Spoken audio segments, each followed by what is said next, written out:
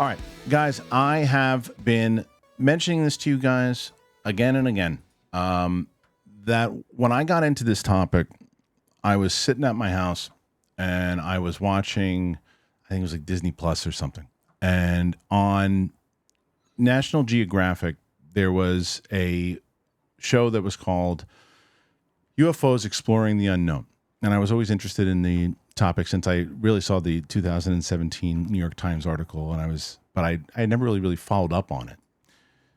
So I watched it and I was fascinated by it because everything that I thought when we saw the Ancient Aliens specials and all these different things, I was like, wait a minute, these are actually like people in the military. These are things that kind of stretch back, things I just knew nothing about. And I started getting fascinated about this topic in general.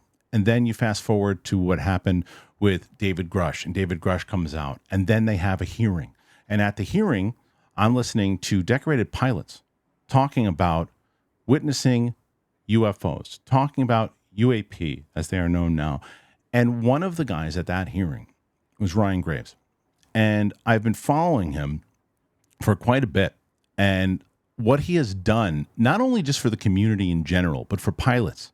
And the idea that there was this taboo for so long that pilots would be in this position where they felt they could lose their jobs, they could lose their security, everything that they knew because they saw this thing, but they couldn't tell anybody about it. He helped change that. You see a lot more commercial pilots that are talking about this, and I believe that this gentleman is one of the main reasons that that is the case. He is in a new documentary that the award-winning PBS science series Nova, they actually have a new 1-hour film called What Are UFO's? It came out yesterday. You can find it on YouTube. You can find it on PBS. And he's joining me here today, Ryan Graves. Ryan, how are you, man? Hey, pleasure to be here. Thanks for having me. I'm excited to have you, man. Like I said, I really do admire what you've done in general for not only the community, but for pilots. And have you seen the change from what you've talked about many times over, how it was kind of taboo and hard for people to discuss this? Have you seen the change now that people are coming forward and not being afraid to talk about this stuff? Yeah, 100%. And of course, it's not evenly distributed, but we've seen significant improvements. Back when I was first starting to talk about this, pilots that were at least within the commercial industry with a co-pilot would often see something in the cockpit and not even report it to his co-pilot.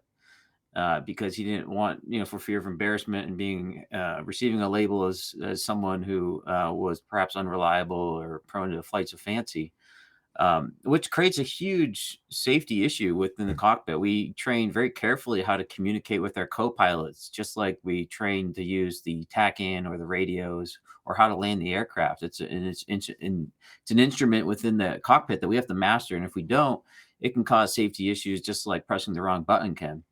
And so for us to be violating what we call our crew resource management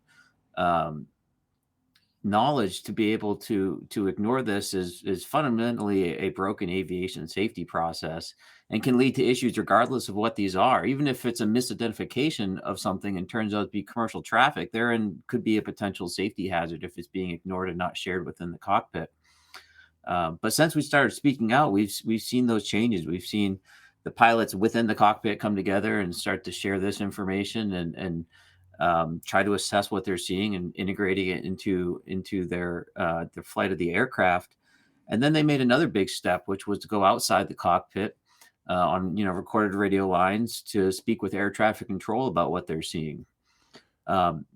And that's really opened up the window quite a bit, because it's one thing to be in a cockpit and see something, but when there's 3 or 4 or 5 different airlines calling the same thing and not being afraid to talk to it, that's when we're seeing, the real change take place. Yeah, and do you think? And as I was mentioning, when I saw like the hearing itself, and I actually would want to start with that with you because it took a lot of guts for all three of you to be able to do that, because they had the first hearing in 2022, the second one in 2023 after David Grush comes forward with that News Nation interview, and then you guys go. First time that I really, because I wasn't as aware of the 2022, it was 2023 when you guys were on that. I really was the first time I saw this. Did you have hesitations up top on testifying, and you knew right away? You said, no, this is what I have to do. I've got to be the first one to really speak out about this. Yeah, I certainly understood that there was going to be ramifications of having that conversation on a national stage like that. Some which might have been, somewhat negative. Some might have, be very positive to the conversation. So, I really didn't have that much hesitation. I thought the benefit of going onto that stage, being able to inform our representatives and the world really about the issues that we were having, about the issues that commercial pilots are having, and to make sure that people really took this serious as an aviation safety and national security risk. And I think we accomplished those goals. I think so too. And I'm curious because one of the things that was talked about often with that one was the bipartisan nature of that hearing. I think since, and I don't know if you disagree, I think it's gotten a little bit more politicized because I think that anytime you have any type of topic that people can use to their advantage, both sides kind of use it for that, and you kind of see that now. But there was, and maybe you disagree with that, but from what I've seen, but in general, were you surprised with how much in unison it seemed like the government was and trying to, the people involved anyway, they were trying to get those questions answered? Yeah, that's a great point, and that's something I often mention as well. From and I'll admit I haven't seen hundreds of congressional hearings, but I've watched a few, and there's very traditionally a scapegoat Yeah. of one type or the other, whether it's bickering across the aisle or an attacks with the witnesses or vice versa towards the representatives. But no, this was very positive, um, non-political conversation where everyone, Democrat, Republican witnesses were really just curious about trying to figure out what the implications were of what we were reporting on and how we can move forward as a country, hopefully to integrate this into our understanding. So, and I'll agree. There's been perhaps some small cracks in that veneer since the hearing, but overall, from my perspective, it still remains one of the rare bipartisan issues within Congress. Yeah, it seems like, I mean, look, there's a lot of talk about this, about disclosure in general, right? And the conversation there, what I saw, and I don't know if you've talked about this in public before, but in this new documentary the that we're talking about here, Sean Kirkpatrick's in there, and he's talking a lot and with AARO. And have you talked about AARO in general? What your what AARO was and what AARO is today? Do you have particular opinions on if they're as relevant as the government says they are? Well, that's a great question. Ultimately, Arrow needs to report to Congress themselves. They are what mandated their creation and gave them the tasking orders that they have. And from what I've heard from various members of Congress, they don't believe that the initial instantiation of Arrow has really met the requirements that Congress set forth for them, both and not to put nefarious purpose on it, but as a new organization with at least initially a limited budget, very limited manpower, and an extremely broad scope of activity in areas that are, administratively difficult, right? Gaining access to classified programs, things of that nature. And I think Congress was right to criticize the progress that had occurred up to that point. But ultimately, I think we need to ask the question about whether the Pentagon investigating itself for potentially illegal activities and lack of reporting to Congress is the best overall mechanism for getting to the truth of this matter. I think that there's more broad national effort that could be engaged from a science and engineering perspective, from a reporting perspective. And I think ARRO would have a role to conglomerate information within the Department of Defense and potentially the intelligence community, but I don't think that should be the sole arbiter of the conversation. Yeah, I mean, it's so fascinating because there's like you hear of all like the kind of the roadblocks when you talk about disclosure and what information is known, and as it's covered in this movie about how long the cover up essentially could have been, and it's like, well, why and what are the ramifications, as you're mentioning, like if this comes out, because people say, well, look, there's this, you've got the Lockheed Martins and these other places that potentially are working on these things that have monopolized it and didn't give anybody else a chance to get in on this because they didn't know about it. So here's a lawsuit here, here's a lawsuit there. We can't do that. Stocks, if people panicked and said, oh my gosh, like let's say it is NHI, and people were like, oh my God, what am I going to do? I don't know what I'm going to do. Stocks go down. And people get scared about that. And people are going to jail, people have other reasons, careers are ruined, things of that nature. That's the first part that comes into it. And as I mentioned to you early, or about the politics of it, I do think, look, and we got a new administration coming in, and they seem to be putting things in place of people who want to get this stuff out there. It seems that way anyway. And I still think that you should also look, politicians are politicians. And I still think, that, is there going to be a way for them to monetize it? Is where you can look at where the stock will go down. Yeah, but wait a minute. If this technology, if they're reverse engineering this technology, yeah, maybe today the stocks are down. But if they introduce this technology that changes things up and they introduce this stuff, stocks are going to go up. People are still going to make money on this stuff. Let's not kid ourselves. So does it benefit the government to do it that way, besides what you and I want, which is the truth of, well, what the hell's going on out there? Sure. For me, I think it's inevitable that there's going to be short-term disruptions to the normal status quo should, such information be publicly released.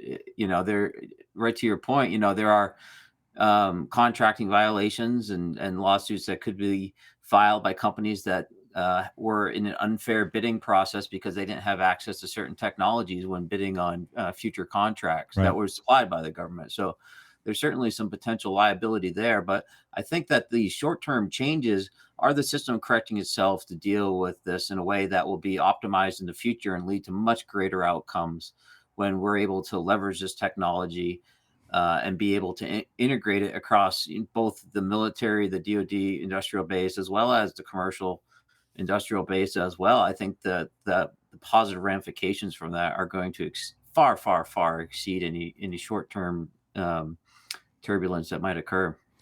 Now you hear, I mean, and I'm sure you've been hearing That's what happens when you change the status quo, right? Right. So, it's all about, do we live in the status quo, or do we, rip the Band-Aid off and, move into a new paradigm? And that's the thing, is like, look, so I've been doing this show. I've had kind of the ups and downs, and there are people who have been following this topic forever.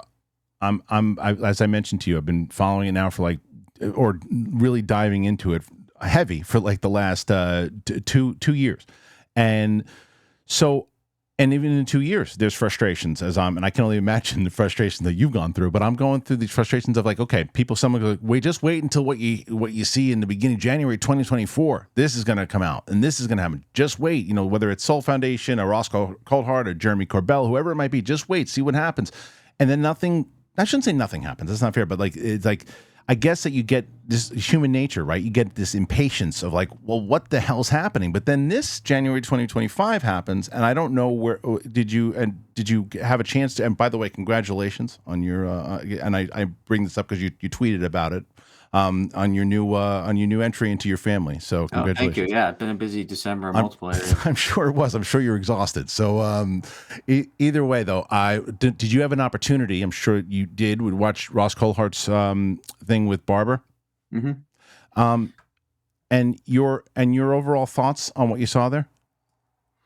Well, it's interesting. I think that, before I answer my thoughts on it, I think it's important context to almost answer your previous statement, which was which was kind of based around communication, this topic, right? So, I mean, we're not dealing with, Ford's annual revenue sheet. We're not dealing with the next intelligence report on China. We're dealing with something with such wide scope and almost unending rabbit holes and areas of interest for many people, that it's an incredibly challenging conversation to have, especially if you are interested in trying to promulgate information and build up some excitement, because people, are expecting, have this wide scope of expectations, and the bar to, the potential options for what could be released, right? I mean, people can imagine, extremely high fidelity videos or imagery of, let's call them, alien aircraft, right? I mean, these are very much within the scope of this conversation, at least for some people. So anything that misses that mark is going to be a disappointment.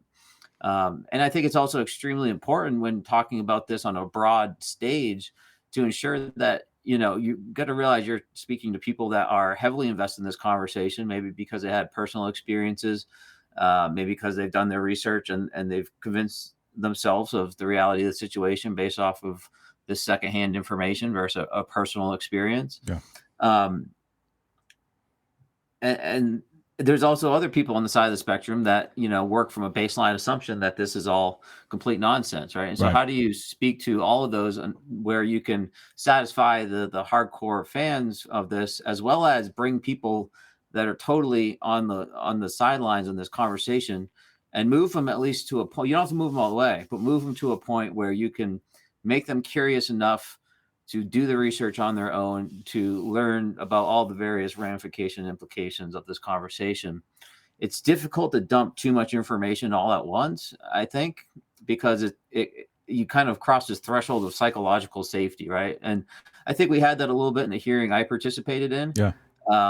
In 23 with Grush, where David Fravor and myself were speaking to very practical concerns that aviators had. Right.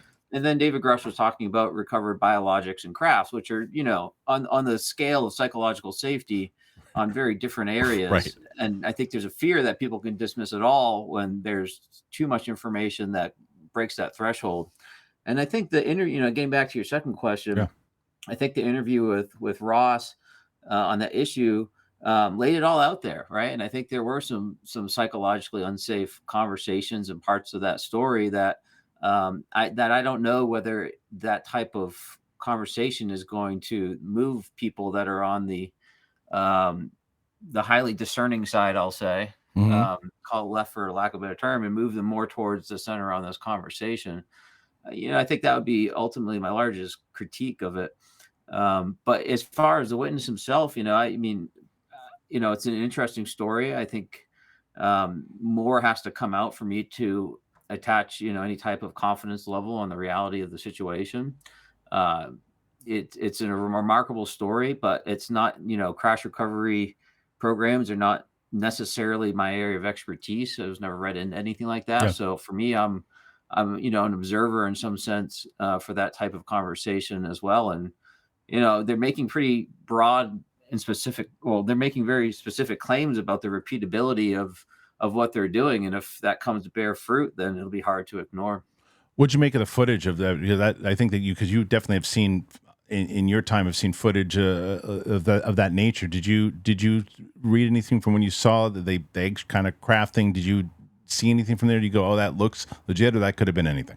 Yeah, it's a good question. It's certainly a different camera angle than I would have experienced operationally, so I can't really rely too much on my prior experience in the analysis of that video. I'm going to defer to others who have done, relatively in-depth, video analysis of the object. There's nothing that jumps out as it being faked to me immediately. I don't think it's substantial enough to allow me to, fully accept the entire story behind it. Right? It's just not detailed enough. Doesn't provide enough information for me. So again, if it's as repeatable as claimed, then we should expect to see, I think, more data in the future that help us get there. Yeah. Now, speaking of your experience, also as it's covered in what are UFOs, there is what you spoke about at the hearing with the gimbal and everything you went through at that point. And I know you've spoken about it at length, but I mean, it's one of those things I would regret it if I didn't talk to you about it. Their first experience that you had with this thing, that the day of, and seeing and talking to other people within your squad about it. Can you just kind of take me through that day of, like, asking yourself, like, is that really what I think I'm seeing? Like the fact that this is just knowing significantly, knowing that that's not anything I've seen before. Things don't move that way. Can you just bring me through that day again? Yeah, certainly. And unfortunately, there wasn't this one moment we had when this was occurring that we all had this kind of, come to acceptance moment. It was more subtle than that, and we were a bit more disinclined, I'll say, to really make any broad proclamations about what it was. But so we came back from our deployment in 2012, and at the start of 2013 began to upgrade some of the radar systems in our aircraft. And one of the major upgrades was to our radar system, upgrading it from the APG-73 to the APG-79, which, although it was a few numbers away and, might seem linear in progression, it represented a very large technological change using a different paradigm of radar technology. So we had very high hopes about what we were going to be able to accomplish with that radar. And as soon as we started flying with them, and this whole process took about 8 months, so we would be flying with older radars, maybe in the morning, newer radars in the evening. And it was very consistent. If we were flying with the new radars, we were detecting objects in our working areas that we were simply not detecting with the older radars.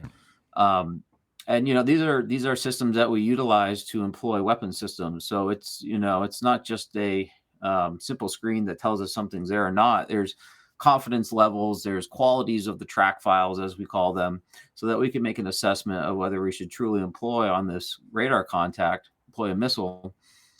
Because we live in a world of electronic warfare, of decoys, of drones, and so this is very much par and course, understanding what's around us and using multiple tools to understand what they are. So we were getting these very high quality track files that had very interesting kinematic performance and characteristics. We'd often see them stationary in very, very high winds, 120, 130 knots. We'd see them accelerate to 250, 350 knots, often meandering around the area. So non-consistent headings, non-consistent altitudes, but moving in a general direction. Very fuel inefficient flight profile. And we'd see them supersonic as well, 1.1, 1.2 Mach, typically heading east. And for us, when we saw all this, we kind of had to make the only assumption we could at this point was that, well, new radar, new software, we're seeing things that don't make sense. This must be a radar error. Right. It's a more sensitive radar. Perhaps the software is not updated yet to deal with all the different things a more sensitive radar is going to detect. And so we're getting these issues. So that was the assumption that we essentially started with. But as it progressed, we started to correlate these sightings or these detections off of multiple sensor systems, not just a radar. Our AT FLIR system, an infrared and electro-optical system, our air-to-air missiles, RF receivers, and other systems were all independently validating the radar to show that something was there. And we had to assume at this point these were physical objects. And we would try to visually gain sighting of them at this point, try to fly up to them, have all our radars and systems locked onto it, but not be able to see them as we would approach a merge very close. We turned back around and reacquire them. But that was kind of the state of affairs. We didn't know really what to make of that. But just a couple of weeks after that, we did have our first visual sighting when two F-18s from our squadron were entering the working areas over the water. They flew right by one of these objects, went within 50 feet of the lead aircraft, split to two Hornets that were about 150 feet apart. They ended up canceling the flight, coming back, and he's like, I almost hit one of those damn things. We didn't have a name for them. We all knew who he was talking about. And of course, first question was, what'd they look like? Yeah. And he described it as a dark gray or a black cube inside of a clear sphere. And once that happened, we had to do a safety assessment of everything that was going on. And so as they talked to other folks in the squadron, we learned that this had happened about 4 other times, 4 other near misses that our squadron had, but didn't report. So when you do report it, is it one of these things like, shh, we know, don't worry about it, or is it one, or like when you or whoever is reporting it and talking about it? I'm curious as far as like what point you were like, more people, this should be talked about, like this should be out there. What is that like? When you finally decide that you want to say something to whether it's superiors or anything else too, do you have that conversation? Well, we filed the safety reports, and although those sound pretty official, they don't necessarily go anywhere Yeah. that we would expect like immediate feedback. It was more of a notification for everyone else that was out there. Um, but we did report it to our commanding officer, who we made the assumption would report it up the chain in a manner that would get the proper attention from somewhere up the chain, perhaps in the Pentagon. That would then, mitigate the situation, resolve it in some manner. But that wasn't our experience. That never really happened. And we went about our business. We essentially drew a box around them and said, that's unsafe. That's air-to-air, mid-air potential. We'll stay away from them and we'll go about our training.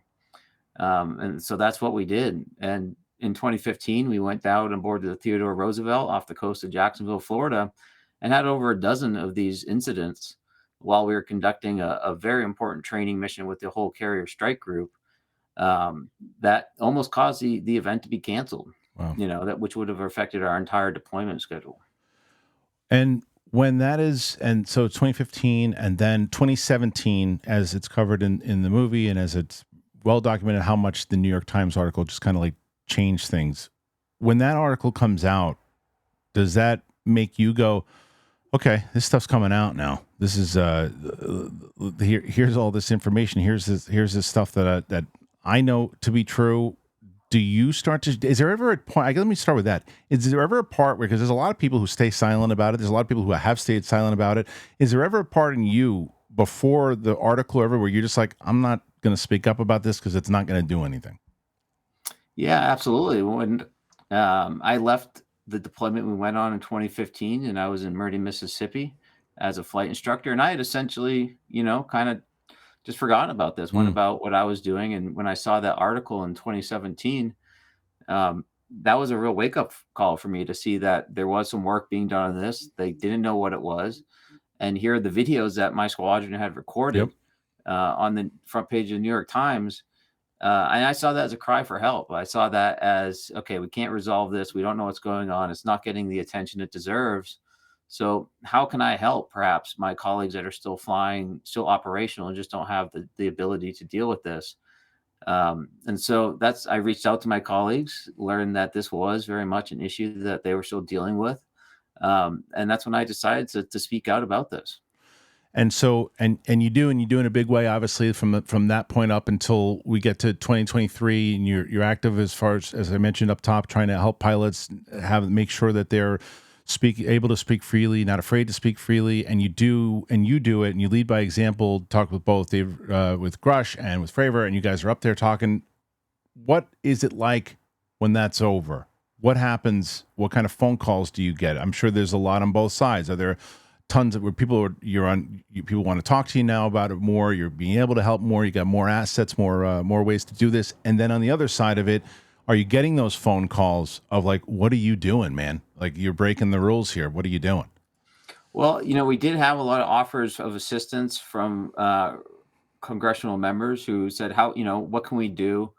How can we help to be able to, help resolve this issue for you guys? And so I worked with a number of offices to be able to recommend legislation that they could introduce that would at least be able to improve the situation for commercial pilots. We did that when this legislation was introduced by Congressman Garcia and Grothman last year. And for procedural reasons, it didn't reach a vote, but we're optimistic this year. And that would require the FAA to accept these reports from pilots and additional information. And it would require NASA to modify their aviation safety reporting system in order to receive these reports and to educate pilots on how to use it. And perhaps most importantly, it would protect pilots from losing their careers for reporting this information as well.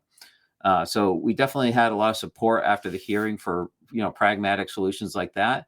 And I'll tell you what, I didn't receive the other type of phone call. I didn't receive the warnings or the what the hell are you doing? And were you expecting them? I really wasn't. Okay. I know my community is aware of the seriousness of this issue, and I know that I wouldn't receive any kickback from them. And if it was going to come from somewhere else, then so be it. But I couldn't let that stand in my way. And it doesn't seem like it has at all, obviously. And there's a lot that you've been talking about out there. And one of the things, and I was following you, I was checking your posts all the time when the drone stuff was happening. Because I'm not too far from, I'm in New York, right? So when all this stuff was happening in Jersey and you're getting these reports of all these different things that are happening, I was like, why is Ryan Graves is the one guy here? It sounds like he's actually there's reason, he's got some reason behind this stuff, because you're saying I'm talking to people who say this. I'm like, I'm going to believe that guy as opposed to the guy who's making the videos in the basement. And it's like, so talk to me about this. What do you know about this drone stuff now? Do you think is the case? What do you think is happening? Do you think we're ever going to get to the bottom of it? Because it's still happening, and that is the mainstream media just isn't covering it anymore. Yeah, absolutely. Yeah, it is still happening. So, it's very interesting to see all this play out. And, in some ways we're fortunate it's playing out in this manner, right? Because we've seen very much in Ukraine that the implications of how warfare is changing because of these types of assets can have severe ramifications for, future warfighting capabilities. And we're a bit, protected here in North America from having an adversary fly these theoretically across the border to do this to us. But we're finding out now that this is happening from some actor, that the laws and the regulations in place are not equipped to be able to rapidly respond to this type of situation. The FAA is pointing to federal law enforcement, who's pointing to local law Right. enforcement, who's pointing to the DoD, who's Yeah. pointing back to the FAA, and no one knows how to resolve the issue with the systems that are set up in place. And I'm aware of efforts from counter UAS companies and others that want to get out there and help these government agencies resolve this issue in some manner, and they just can't even figure out how to accept the help. Right.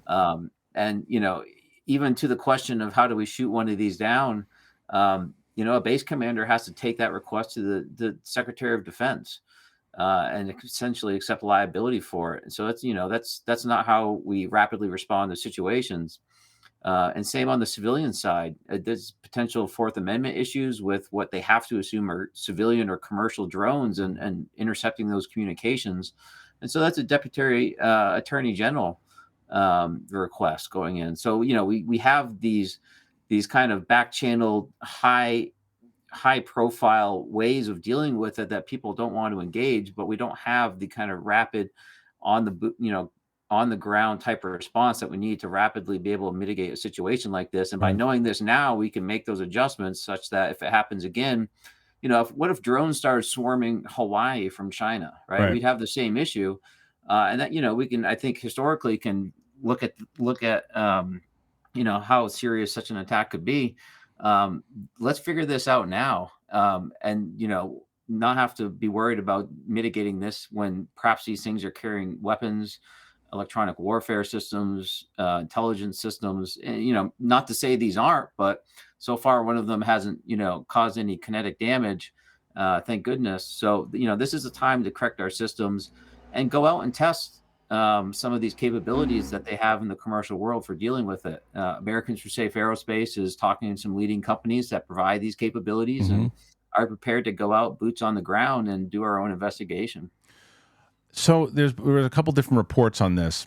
A few of them which you said that you believe were not the case, and one of them that these things were looking for nuclear activity. That these things were looking for lost nukes. I think it was what one of the reports were out there. There were others that are saying that it was being sent from Iran. I think was one of the reports as well.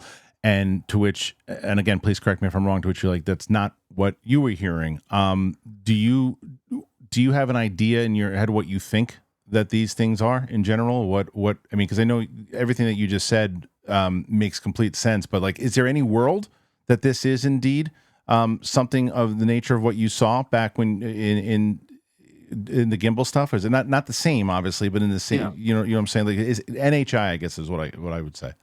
Well, let's talk about some of those options. So, there's the thought that this could be the adversarial systems, right? And so China, Russia, Iran, and the talk I heard about Iran is that they were utilizing technology that was provided by China in order to conduct a mission like this. So, now we're talking about countries on the other side of the world conducting complex, potentially military operations on the other side of the globe, right? We consider that a blue water Navy capability, which we're the only Navy that really has the ability to do such operations like that. And not only that, but our ability to monitor for submarines, ship traffic, both commercial and military off our coast is very robust. Right, it's very easy to see these large vehicles off our coast as something that we've invested a lot of resources into being able to do, especially after or during the Cold War.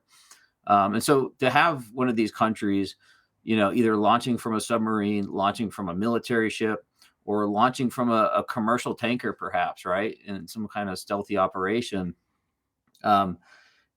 That's conceivable, but I have to assume the Department of Defense would be able to detect such operations, and they've made those statements publicly themselves that there are no Iranian ships or Right. others that are launching these off our coast, and they were very definitive on that. And at least on that piece, I believe them. And so, if we're not launching them off the coast, well, one, why are we seeing them come from the ocean? Which, I don't think we have an answer for. But, one conceivable option would be that these were being operated by perhaps some criminal activity in conjunction with a foreign actor in order to have a degree of separation.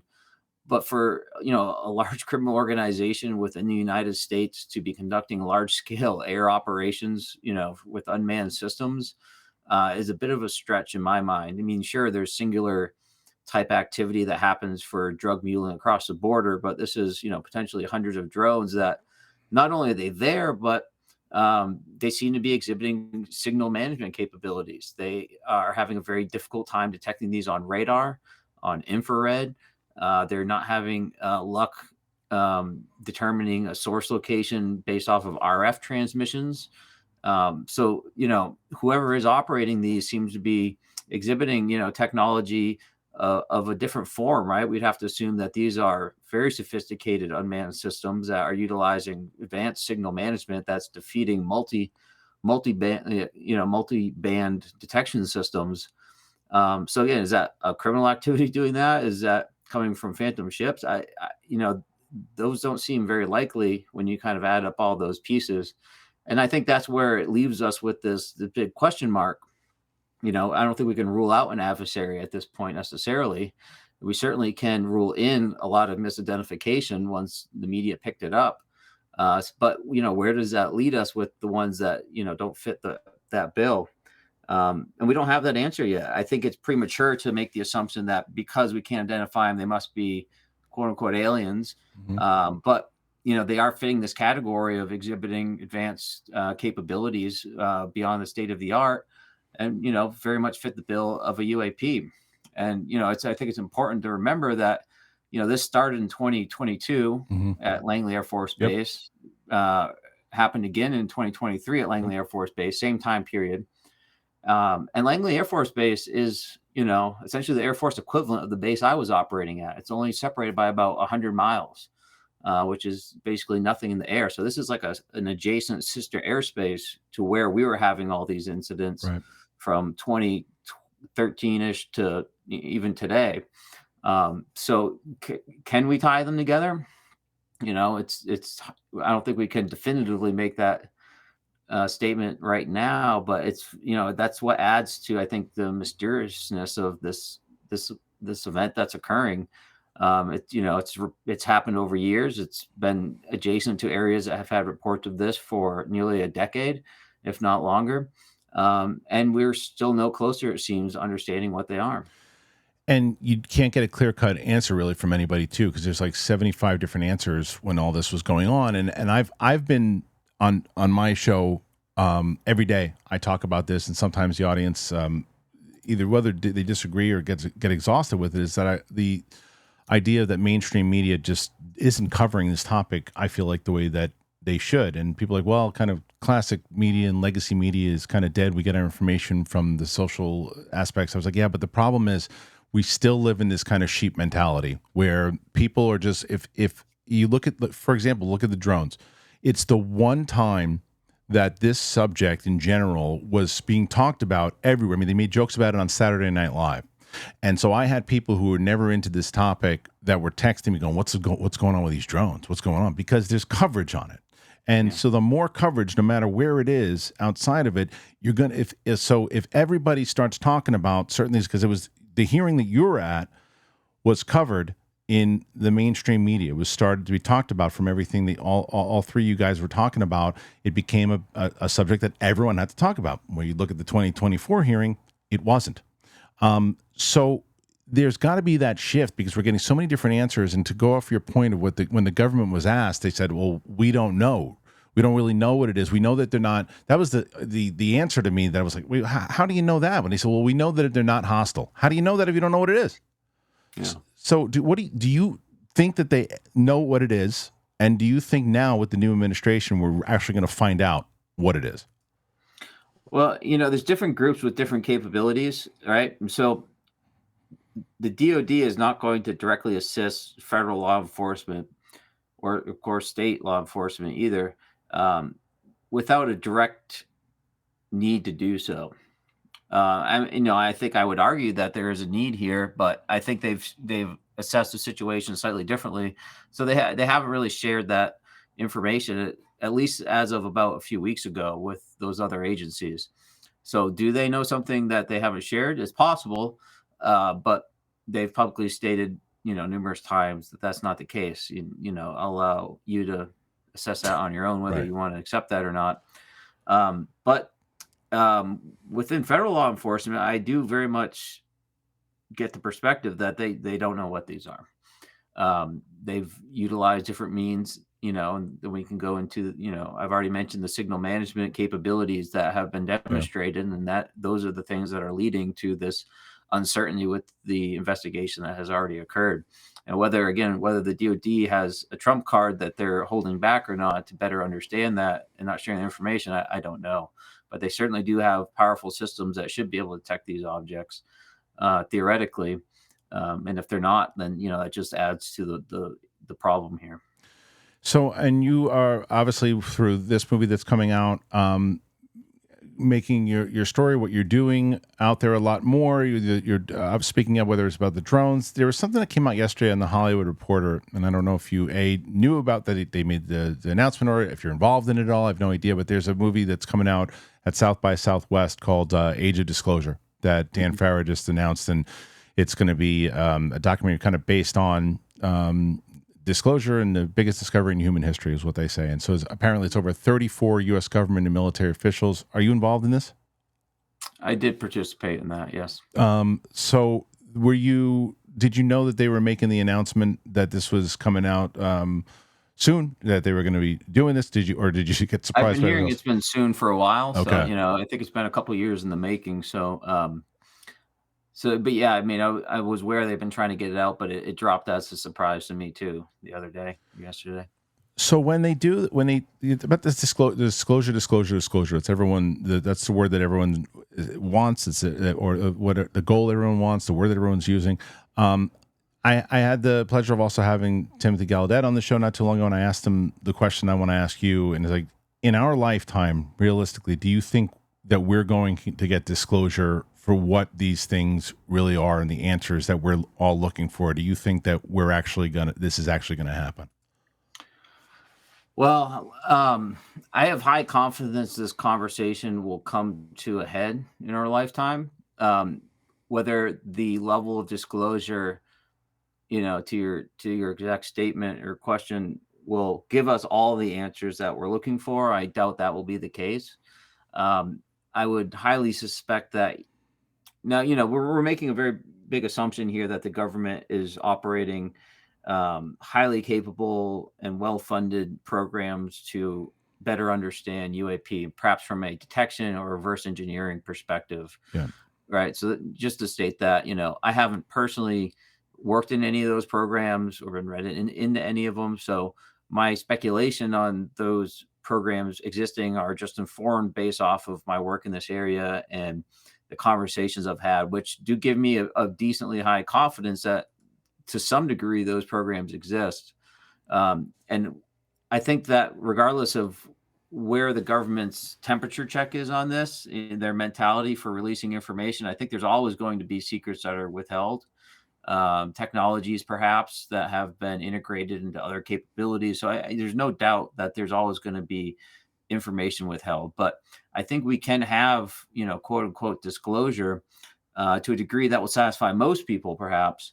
And I think that could come within our lifetime. But and not to say might come within our lifetime as low confidence. Like I said, I think this is moving into a head. How much the government is involved in that, I think, is the main variable for me, right? Because I Right. think there's two ways we move this conversation forward. I think there's a disclosure process that can occur within the government to perhaps at least make the reality of, if they do have conclusive evidence that these vehicles do operate are operated from by either technology, intelligence, or some other sentient creature from another star system. I don't think that core information that we're not alone in the universe is worthy of classification. If we reverse engineered the propulsion system and have key pieces of information around how it operates. Of course, I don't necessarily Right. think that should be information that should be released. But the other side of the conversation is this discovery process, Hmm. right? It's about moving the ball forward in the public sphere with public resources and technologies in a way that can be shared with everyone, regardless of what the government decides to do with the information they have within their holdings. And I think they build off each other. I think the disclosure process motivates more people within the public sector to take this serious and invest in their time and resources into it. And I think the more that's done on the discovery side, the public side, pressures the government and shows them that this is an acceptable topic that people are ready for. And I think those two forces working together are going to get us answers very soon. I don't disagree. I think that one of the things that that I think that we need overall is more people like yourself and Grush and Fravor and people who have spoken up, because I think one of the things that people get nervous about, and you've heard people talk about, is like the whistleblowers that haven't come forward, right? And it's like, well, how protected are they?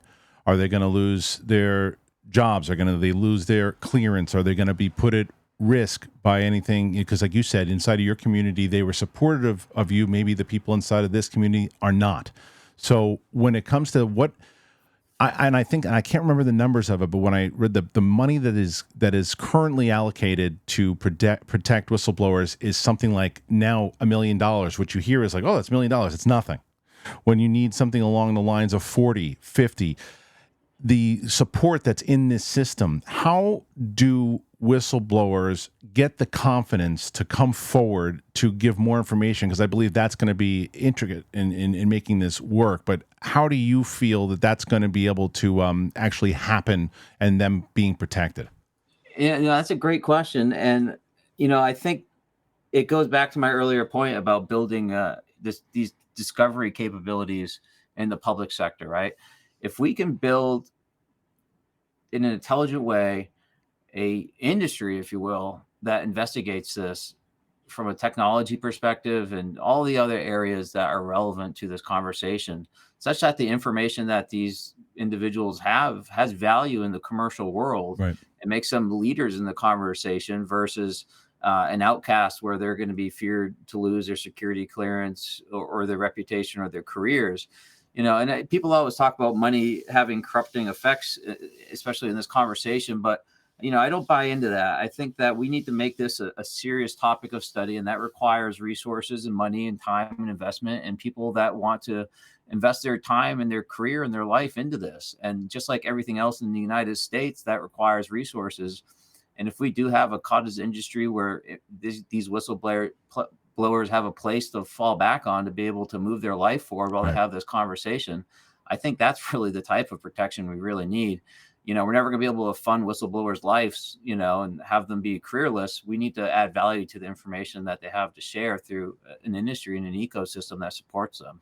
And I think that's one of the major things, because you look at it's like, it seems like so standard. Like if somebody comes out and speaks, they try to discredit them and they try to use the stuff that happened with Grush, which I thought was gross, and how they use the stuff that he went through when he got back from service, and it seems like an old playbook out of like the 50s or the 60s that just backfired. And one of the things covered in this documentary, in this movie, the What Are UFOs, is the cover up that has been going on for quite a long time. But do you believe that one of the reasons it's changed so much and it's harder for that cover up to continue is because of all of social media today, because of the technology we have, because of the fact that if one of these things is flying out when I go to get a sandwich tomorrow, I can just take my phone out and go, oh, well, what's that? And put it on the internet.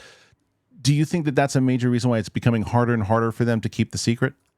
I do, absolutely. And I think it's a snowball effect, and it's interesting. I had the opportunity to speak with so many people in very, very reputable people, very career-driven people within government and technology and investing and others. And I think you'd be surprised to see how many people have had their own experiences Yeah. with UAP. And in some rooms, it's 50%, of non-UAP talks. And so, I mean, you have these people that are looking up, they're seeing strange things, that are seeing the conversation warm in the media, that Congress is paying attention, that there is something there. And it snowballs, Yeah. and every other person that gets into this conversation is another tool and another resource that this this community can leverage to be able to move the conversation forward and create that support structure for those that are still on the sidelines. All right. Last thing I want to ask you before you take off. Thank you again for giving me your time here today. You've now been involved in this topic for quite a bit. You're even more so now than maybe ever. Do you have, and I'm sure you're asked this question every single time you're on a show, but I'd like to know for myself, is that in your heart of hearts, do you believe that these things are from, whether it's another planet, whether it's interdimensional, from the things that you've seen? What are your overall thoughts of what you actually believe that these are? Yeah, I mean, I've seen enough information and data that gives me an extremely high level of confidence that there are certainly things operating in our airspace and most likely in orbit as well, and perhaps underwater, that are exhibiting capabilities beyond the state of the art. How we then have a framework to understand where those came from, I think, we need to have the scientific community more actively engaged to be able to truly get a scientific validation of where they're from.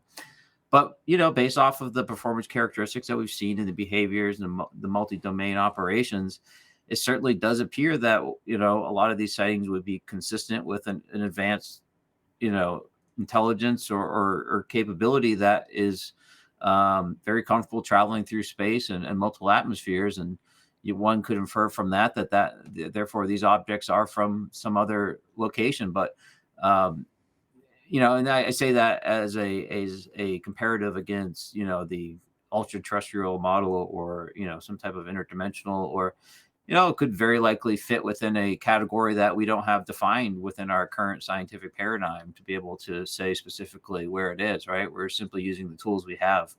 But, I do lean on the fact that perhaps what we're seeing doesn't require new science or new physics necessarily, but very sophisticated engineering that exists within the knowledge we have of general relativity and quantum mechanics. And I think there's some very interesting work that can be done and is being done to mimic some of these capabilities that we're seeing, and perhaps we'll have a breakthrough on that front. So everybody here, I tell you should really go and check out What Are UFOs. It is out now. You can find it on PBS on the YouTube channel. I actually have the link in the description. You can also get it on the PBS app. Ryan, thank you so much for joining us here, and I look forward to seeing what you're going to do, and I'd love to talk to you again. Sounds great. Thanks for having me. See you later. Thank you so much. All right, Ryan Graves. That's exactly the kind of conversation I was hoping to have with him, and what I expect. The guy is just a full-on pro, and he, there's a reason why he's as respected as he is in the community. He comes at it from a pilot's point of view. You can tell, and I loved his answers, and I loved his answers all the way around it. And he's clearly convinced of what he has seen, what the conversations he's had moving forward. The idea, I love this stuff on the drones. So I'm, that's the type of person that the reason why I got into this in general, right? Because you hear guys like that, like I have so much respect for pilots and the things that they do, and for just that. Look, like everybody else, when you saw Top Gun as a kid, you wanted to be a pilot, but the fact of what they do in general in the military and the things that they're dealing with all of the time, and the courage you gotta have to protect your fellow squad members, but then to say, okay, look, I'm going to put myself on the line and talk about this, and with doing that, get the type of exposure that I can further help the people that need the help and that aren't speaking out, and if you feel bad to speak out. There's a lot said there, man. There's a lot said, and I'm glad that I had an opportunity to speak with him. So make sure you check out that movie right now. The link is in the description if you want to check it out. You can just watch it, and that's it. So I'm going to try to take some of these clips also. Thanks for joining me here today. Obviously didn't do 2 videos today because I figured this one should suffice. I'll be back here tomorrow. Thanks for joining us on the show. I appreciate it.